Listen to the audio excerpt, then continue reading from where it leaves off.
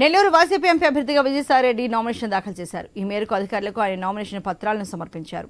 Nellore parliament నియోజకవర్గం నుంచి పోటీ చేయడం తనకు గర్వకారణమని ఆయన పేర్కొన్నారు. నెల్లూరు ఎంపీగా గెలవాలనేది తన లక్ష్యమని తెలిపారు. నెల్లూరును అభివృద్ధి చేసే అవకాశం తనకు ప్రజలు కల్పిస్తారని ఆశిస్తున్నట్లు ఆయన వెల్లడించారు.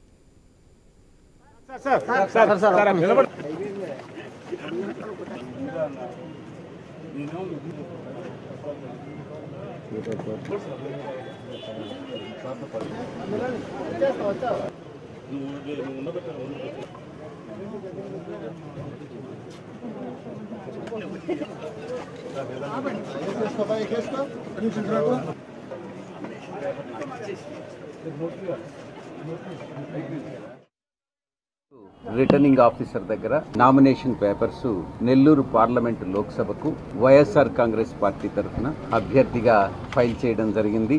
ఇది నా యొక్క జీవితంలో ఎన్నటికీ మరువలేనటువంటి దినంగా నేను భావిస్తా ఉన్నాను. పుట్టి పెరిగినటువంటి నెల్లూరు లోక్సభ నియోజకవర్గంలో జీవితాంతం గుర్తుండిపోయే ఈ యొక్క ఈవెంట్ని గొప్ప సందర్భంగా నేను భావిస్తా ఉన్నాను.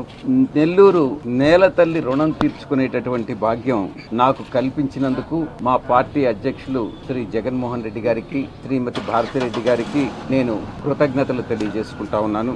ఈరోజు రిటర్నింగ్ ఆఫీసర్ దగ్గర నామినేషన్ పేపర్స్